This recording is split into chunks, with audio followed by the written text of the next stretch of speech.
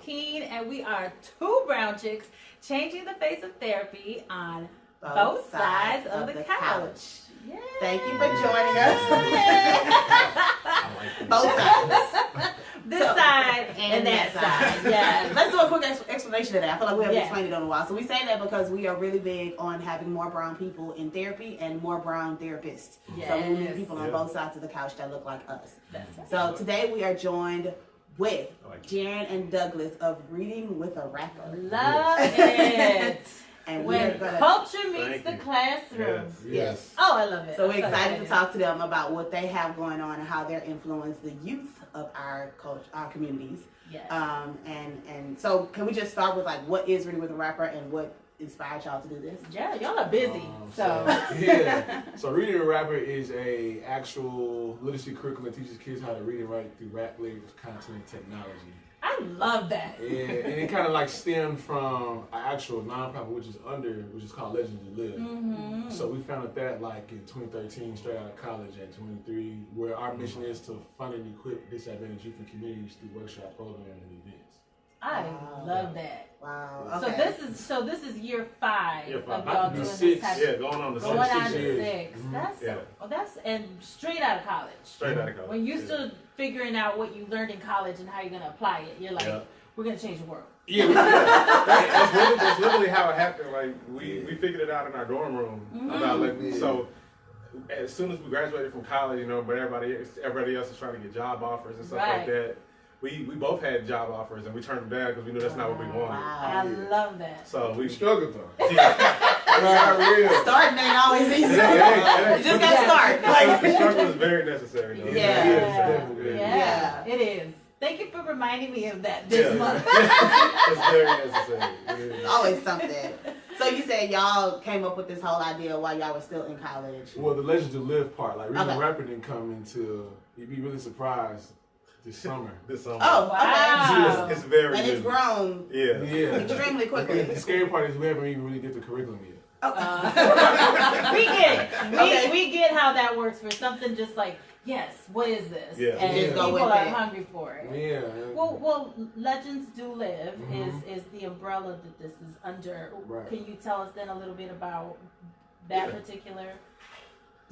So it pretty much started out, it's funny because it started off because Jarren was the SJ president. We both graduated from Prairie View and University. So Jordan. Yeah. And Jarren was the SJ president there, and for a long time, one of our classmates used to call him legendary all the time. Like, you're so legendary, you doing all this stuff for the university. Like, how are you doing all of this? Like, because we wanted to. Like, I think once you make a choice about something, it's easy to get done. It's just all about making that choice. Right? Man, I need to remind. That's enough. Can you write that down? So that was happening because I think at that time I had just brought a Panther statue to the campus. Mm-hmm. We were just getting a new rec center. Yeah. We were getting ready to break ground on a new stadium that's there now. And I was doing like 18 hours of class and I was interning with the Rockets. And I was doing 40 hours of it, like being the president. Oh my God. I was like doing all that when I was in school. I was busy. So people was just like, yo, how you doing all this? And it's like, I mean, that's just what I wanted to do. I just made time and prioritize everything I wanted to do. Right. And then Doug was just starting his radio station, his radio show with his other friend Gabe. And then he just had Cross. It was so everybody was just doing so much in this year span. Just like, man, all y'all just doing stuff. Wow. And the kid was just like, man, Mr. Legendary. I was like, stop calling me that. And I went in like, yo, we should make a shirt and put like legendary on there and put like Preacher Martin Luther King gift everybody. He's like, but everybody already knows that he's legendary. So that's like, what's the point? I'm like, okay. And he was like, what about the people that we donated that we shouldn't? And I was like, oh my goodness. Yeah. Okay. And it kind of just spun into that because originally, if you go all the way back, we were just doing interviews with like all of our friends and showing them like what makes people legendary, whether you like famous or not, whatever. Right. Everybody has something in them to be legendary. Yeah. It's about you tapping into it to figure it out. Right. So we went from interviewing our friends to getting to David Banner and Kevin Hart. Love it. So we interviewed them to show like, yo, these people up here and these people down here are the same person. I love that. Yeah. Man, you had some special dorm room discussions. We That was our Apple moment. That's even bigger with the whole the struggle is necessary part. So we just started the legendary thing, and out of nowhere we get David Banner and we do Kevin Hart. So we think, oh, this is it. We about to be we're about to and then that wasn't it. And nothing happened. Wasn't it? Nothing happened. I mean, if anything, that's the worst, right? Yeah. You made it. Nothing happens. Like literally, he goes back to Dallas. Our other business partner, Julius, he goes back to Chicago. I'm from here, so I stay here.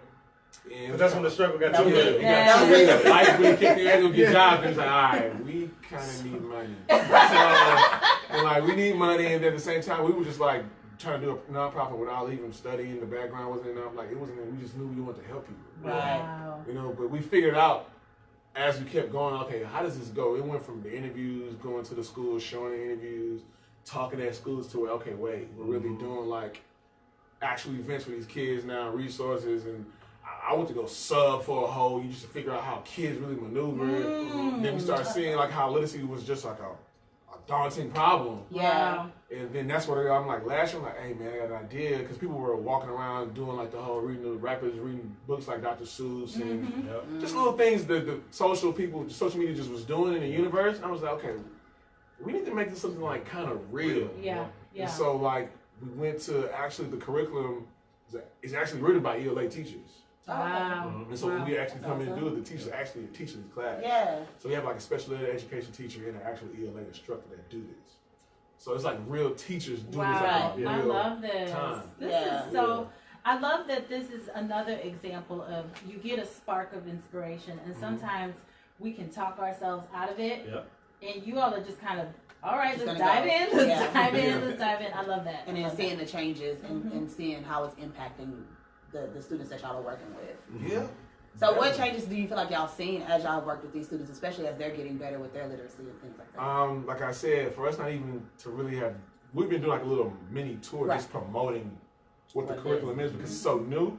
We want to introduce it to like, okay, let me just ease it on your brain. Even for teachers, but like the admin, the teachers, the students, everybody needs to get to kind of like familiarize like what this is.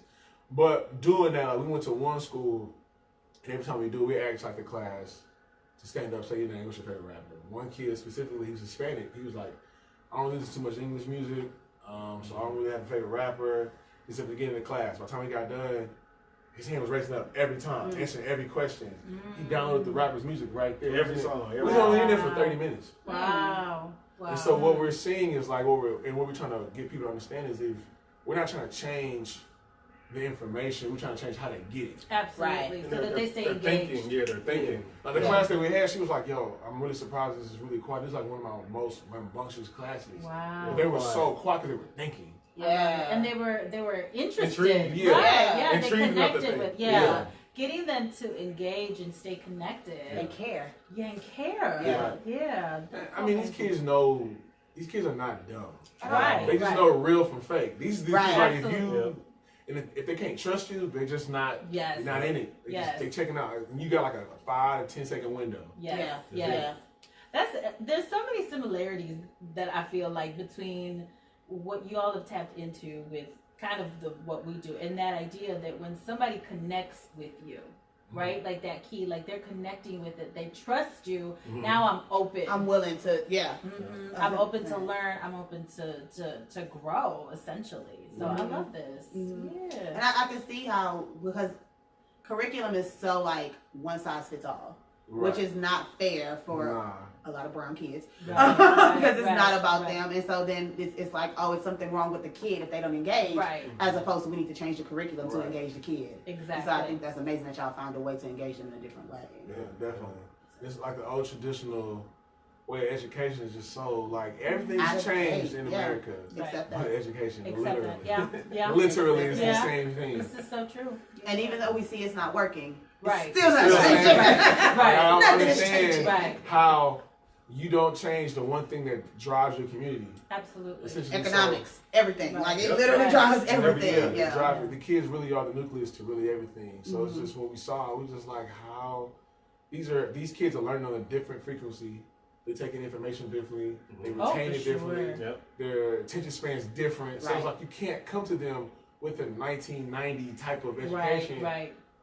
They never seen Lion King. Right. How do you expect them to like, here's this book of this big. Here you go. Go read. Like, and in the same sense, you're not preparing them what to expect when they get out of school. This is so true. That's such a good point. That is such a good point. You know, like my daughter, she's like in 6th grade, and she's like, yeah, my teacher wanted us to go to the library and check out an encyclopedia.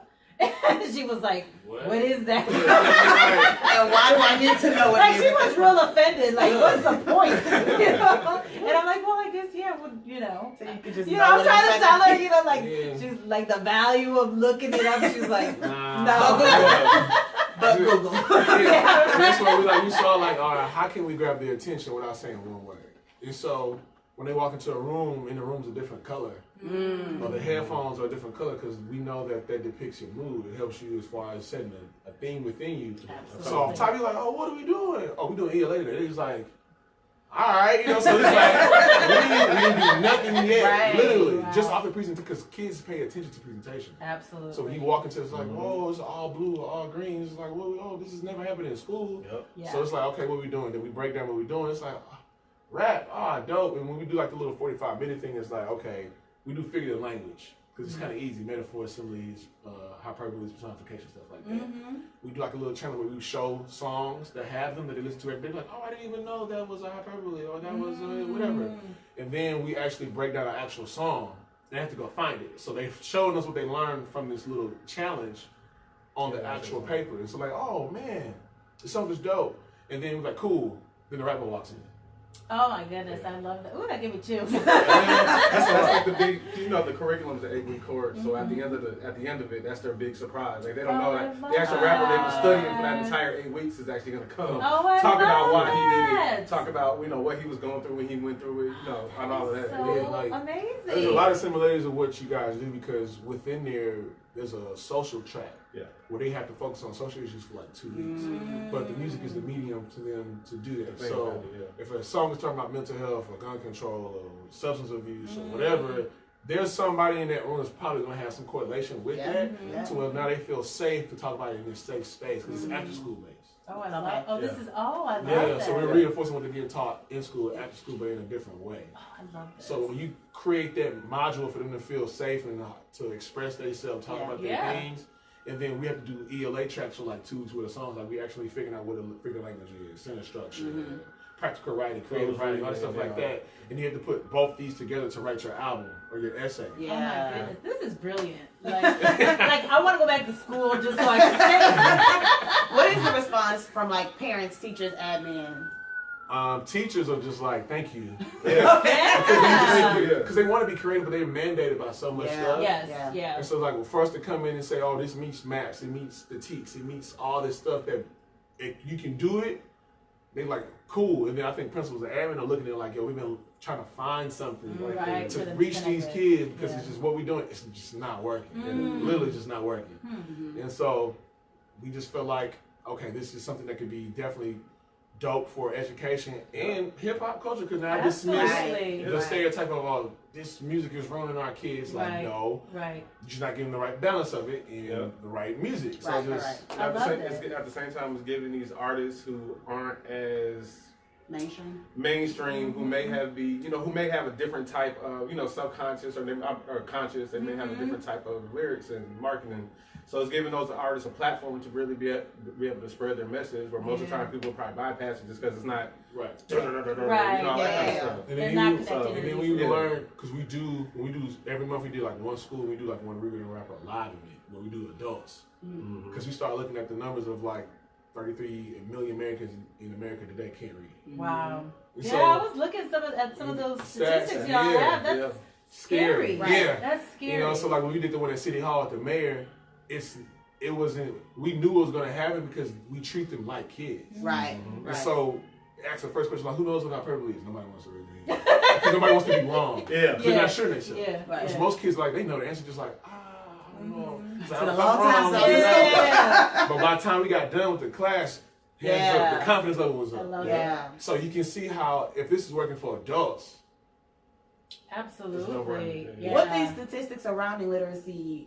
You said 3 million. How many? What did you say? 33 million 33 million Americans. Americans. 85% of juveniles in the court system are considered illiterate. Yeah. What do you think the issue is? Is it solely the education system? They just are in that position because they can't simply comprehend wrong from right. Like literally, just don't know wrong from right. Yeah. So it's like for them to know how to comprehend.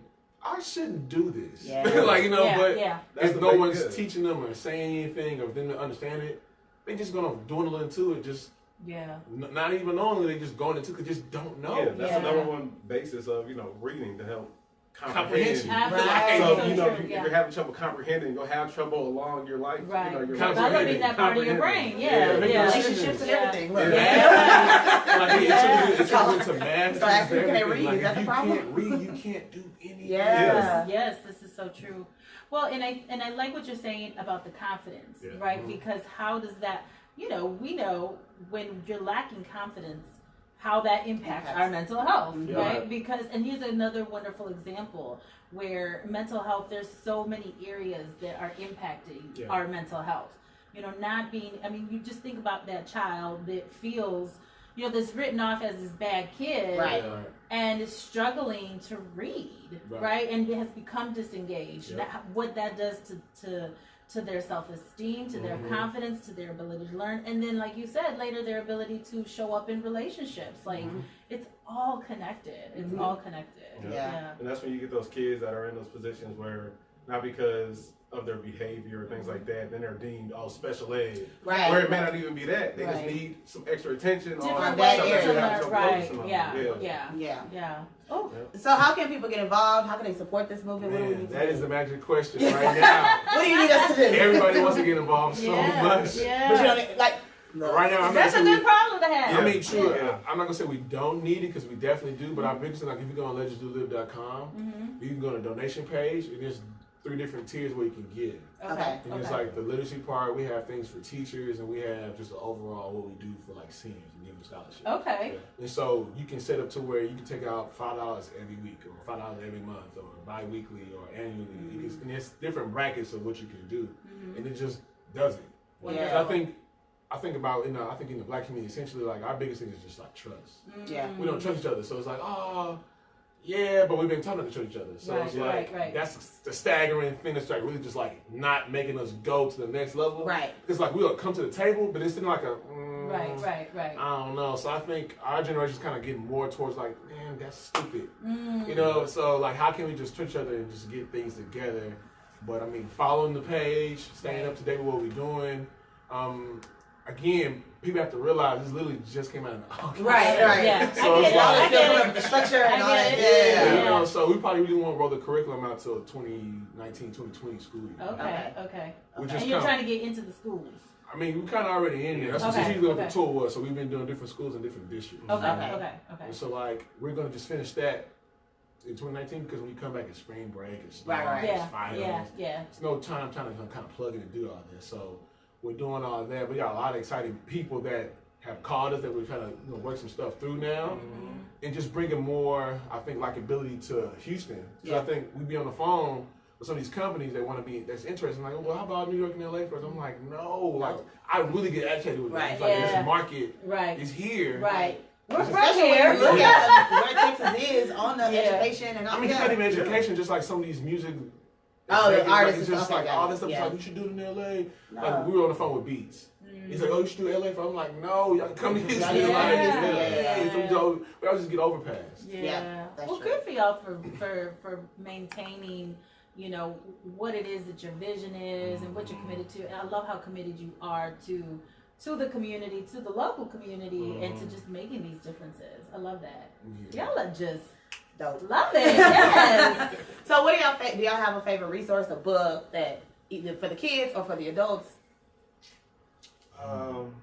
Like that I'm reading right now or pertaining to. We like to have a list of resources. Yeah, we love to have resources for people. Oh yeah, well, like something right now that I'm super interested in personally, that I've been reading a lot about is like black wealth, the way we think about our finances, our economics, the way we think about credit, the way and how we spread that knowledge and how we share it.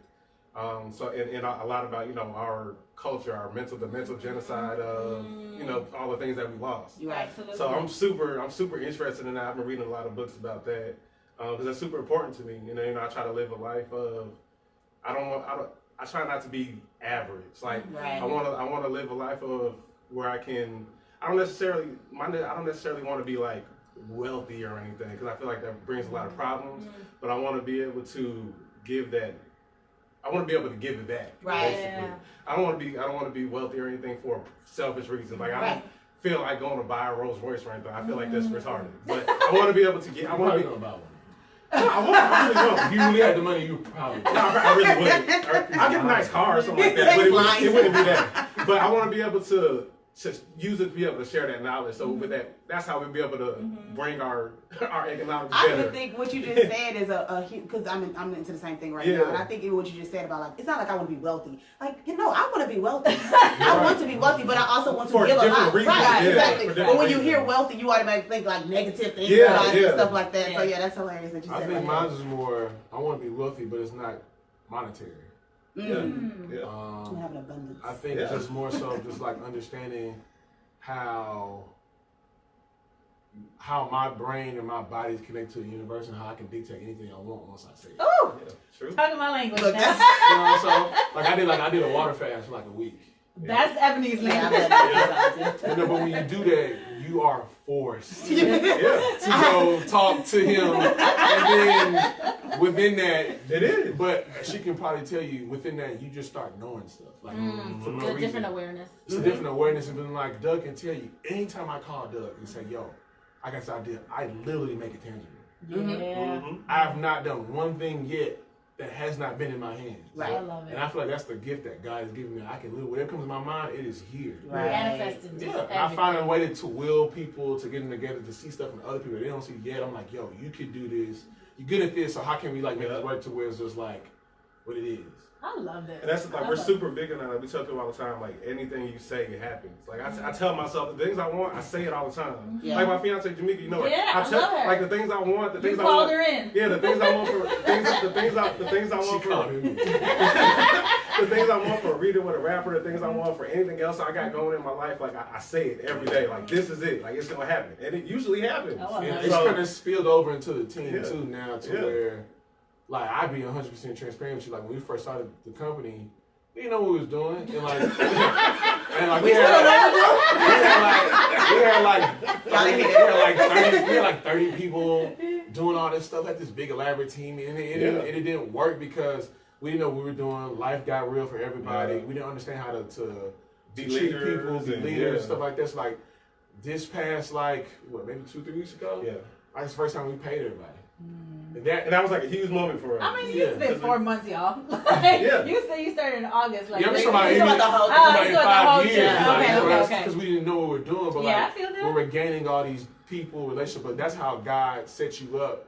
I said, I need you to go through this right now, so I can get you ready for this There. later. We knew how to handle it. Being okay with being ahead of the curve and waiting for people to catch up. Yeah. That's the biggest thing, being very patient. So like we find ourselves in that position a lot. Yeah. I feel like they came to just speak to our souls this morning. To our situation, so we can be patient. Yeah, and most people like how old are y'all? I'm like, man, I'm 28. I know, that's so young. Yeah. And so it's just that, and then I think just now with the team, they start to believe in what we're doing, Right. and, trusting our judgment and trusting themselves in what they do. Right. Because like you can't see Jordan, but Jordan can tell you, I hate certain words like I don't know, can't. I can't. I I'll never hate be those able to words. do this. I don't even like hearing it. Yeah. Like, I really hate that. Like when we in our meetings, don't use them because Don't I can bring go. I can literally go from 1 to 100. I hate that. Yeah. I really hate because when you say something, it Putting happens. it out there. and like imagine when kids like you remember when you were little, you take a test like, man, I don't know if this might be hard. You told yourself the test was hard before you took it. Before you and even then when saw you it. took the test, you're like, oh, that wasn't that bad. It's Right. all here. Right. And It's even with racism, it's all here. Yeah. It's all mental. Love it. Everything. Woo. So what makes you guys dope? I Why mean, y'all dope? clearly. I mean, we just had a whole 30-minute conversation about it, but you know. I think Yeah. what makes us dope is that we are okay with not being in the in crowd, but we control the entire crowd. Ooh, that's a shirt. Can you say that? We are comfortable with not being. Are y'all mad to make that? We are not gonna do that. Y'all should. We are good with, okay with not being in the in crowd, but we can control the entire crowd. I love it. And like for me, I told Doug, I don't want to, like people like, man, stay in your lane. I don't want a lane. I want a freeway. Ooh. So everybody else can drive on it. Yes. So it's like, you want to stay in your lane, you telling yourself to stay in a box. That's right. That's right. Who says That's right. That's all you can do. Dude, like, no, you can do anything. I can do that. I can do what you doing. I can do what he doing. I can do all of it. Right. And it's okay. I love it. Right. It don't mean I have to. It just mean I can. Yeah. Right. Have y'all always been like this? Do you feel like you've always had this? Our mindset, yes. Okay. The knowledge, no. That came with time. Yeah. Right. That came with time and practice and doing a lot of stuff wrong, going through a lot of things, failing people, failing each other. Like, we went through all that, being open to each other. Like, I told Doug, like, Doug's never questioned one thing I've ever asked since 2011. Like, literally, like, yo, let's move to Houston. He's like, okay, cool. Let's move to Houston. Like, even when we broke up because of the stuff I read, it was never malice. It was never like, bro, I don't know what you're doing. It's the right thing. I think we should stop. That never came. That word or that sentence never came throughout all the stuff. I love it. So, I think that's another thing that makes us dope is the people around us and our ideas and they're just as dope. Yeah, we're crazy. We're crazy enough to have people around us to listen to our crazy ideas. And right, like, and it happens. Like, and that's a beautiful thing. Like, definitely. It makes a huge difference. It makes a huge difference. So our last question is normally why is therapy dope, but we want to ask y'all why is reading dope. I think reading is dope because it can be soothing as a part of therapy. You can probably get away in a book or escape to something within a book. So it's like if you're stressed, that might be a good way. Like, you know, let me read this Huckleberry Finn real quick. To Kill a Mockingbird. Let me leave my world and go into this world. Let me go into this world. And then, like, we were both comm majors in school. So, like, for me, I'm a super, like, analytical person when it comes to movies and films and what they mean, the back end. That's still often me comprehending. So, like, even with Alice in Wonderland, a lot of people don't understand she's high. She's literally high in this illusory world. Hallucinating, going through this world. But that's given to kids. But for me, I find, like, that's the weird part of me. I like stuff like that. I go to movies and break it down, like, in the next, like, 5-10 minutes. I'm like, oh, this about to happen. You're not talking during the movie while you break I don't it talk down. during the movie, but like in my head. You already know what's happening. Like, let me watch the film. You want me to bring this out as soon as I mean, a lot of Walt Disney movies, you go back and look at them now, and you just be like, Like, we watched this as a kid. Right. or even The Matrix. Like, if I tell people, everybody should go watch The Matrix. Because Matrix tell you how to be life. It says, in the beginning, if you look, he was this regular white dude working this corporate job. All of a sudden, he got this notification, I got all this money. All my money's lost. He meets Morpheus. It's the reason why his name is Morpheus. He's going to Moors. He's seeing all this stuff like that. He's like, hey, I got this option for you. What you want to do? I guess I'll go down there with you. So he goes down there, and he goes into the Matrix. If you notice in the Matrix that he goes down there, everybody's down there is a minority. It's a black man, Hispanic, another white man that's probably less than free with not too much money, and a white woman. The person that was always trying to kill everybody in the corporate world was a corporate white dude. And he was like, hey man, in order for you to tap into your true power, you need to go find the Oracle. This Oracle is this being that can tap in to get you to who you realize who you are. Take you to the Oracle, it's a regular black woman. She sat down with him for 5 minutes, oh, you good. Next thing you know, you start seeing stuff before it happened, you start dodging bullets, you start... the movie was showing, because he was reading about a black woman. She was showing, if you find the greatest asset, which I personally feel is a black woman, and then y'all band together as a whole of collectives, y'all can beat the Matrix. Woo! Gotta go back and watch that took movie. us all the way to church. Gotta go back and watch that. Okay. We're gonna have a watch. I've seen it a few times. Matrix watch party. Right. Hosted. Information is always in movies. Yeah. I love it. I agree with that. I definitely agree I with love that. it. Well, we appreciate y'all so much for being here. Thank you for having us. This was so good. You got me ready for the day, for close out the year. I'm not giving up. The struggle I'm is setting necessary. new goals. Right. Yes, I love it. So tell everybody how to find you. I know we put I lost it already. A legend do live. Legendsdolive.com. And y'all are truly living that. Yeah. That's yes. Thank you. Thank Yes. How do they follow you on social media? All of that. My name on social media for everything is just my name, so it's Jarren Small, Jarren Small. Okay. My personal is Douglas JRJOH, Junior JOH. So yeah, it's Facebook, Twitter, Instagram. Reading Runner Rapper is just Reading WA Rapper. Okay. Okay. Awesome. We'll make sure to put all of that in the show notes. So check that out. We might have some quotables in the show notes as well. So check that out as well. Come back, watch the replay with a notepad. Right. Take notes. Watch The Matrix. Watch The Matrix. This was therapy. Yes. Go watch Angry Birds, the movie. Angry Birds, The movie. Yes. So y'all played the game before. Yes, I played it. I was a big All right. fan. So one last thing. Oh, So I have to take it Angry off my Birds. phone. Go watch the movie. If you go watch the movie, pay attention to where all these birds of different colors, different shapes are on an island together. They're happy. You don't have too much things to distract them. Minimalistic. Mm-hmm. They're really happy. And then all of a sudden, these green pigs come over on a boat. Like, hey, what y'all doing, man? Y'all guys over here? Man, this is dope. Hey, I got this nightclub stuff. He brings all these different distractions. It's like one bird is like, man, something ain't right. Yeah. So he's daunted as the angry bird. Like, oh, get out of here. You know what you're talking about. He's like, man, something But ain't I have a right. whole backstory. Come to find out, these pigs were literally distracting all these birds on the island while they were still in their eggs, their kids. Taken back to their What's that sound like? island to pretty much eat them. I can't. Can we need to like all go, like do like a go to the movies, like let's pick a movie, everybody go, Have a discussion afterwards. and have a discussion afterwards. He wasn't being an angry bird. He was just being an individual. Right. Wow. And the birds didn't realize what they were doing until they saw, like, wait, all our kids are going, what's going on? So they had to band together to go over there to tear down What? the whole Goodness. thing. It's like, bro. Wow. Mind blown. Mind blown this Okay. morning on a Friday. Woo!